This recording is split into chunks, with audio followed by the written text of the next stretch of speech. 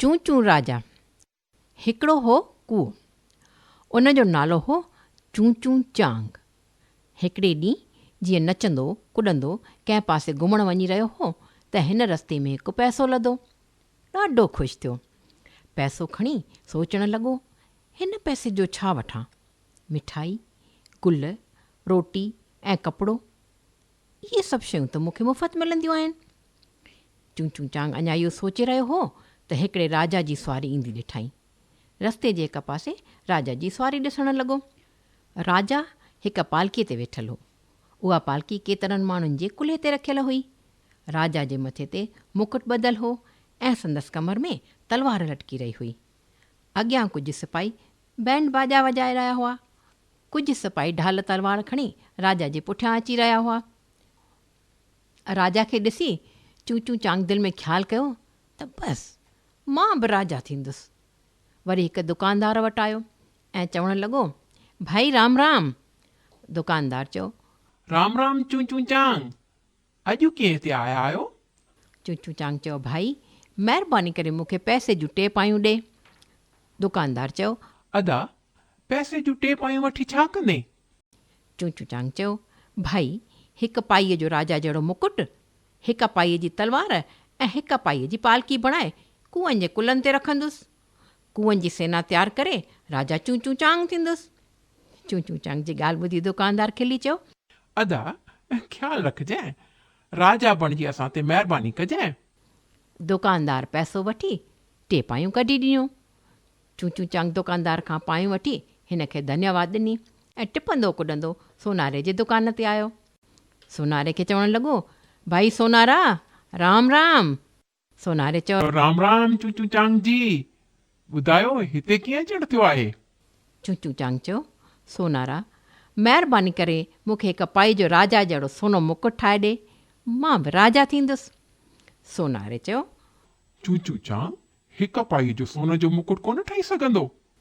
चूं चूं चांग चयो, अदा मूंखे मिड़ियो 2 पायूं आहिनि, हिकु पाई जो मुकुट ठाहे ॾे त बाक़ी हिकु पाई जी तलवार ऐं हिकु पाई जी पालकी वठंदुसि, पोइ कुअनि जी सेना वठी राजा बणिजंदुसि।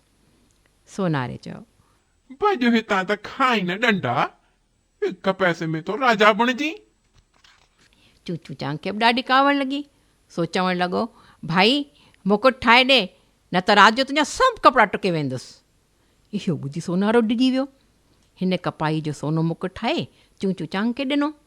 चूं चूं चांग मुकुट पाए नचंदो लोहार जे दुकान ते आयो ऐं चवणु लॻो, मियां लोहार सलाम वालेकुम। लोहार चयो, मालेकुम सलाम चूं चूं चांग, तूं मुकुट पाए बिल्कुलु पूरो राजा बणिजी पियो आहीं। चूं चूं चांग चयो, अञा पूरो राजा किथे थियो आहियां अदा, हिकु पाई वठि ऐं मूंखे राजा जहिड़ी हिकु तलवार ठाहे ॾे।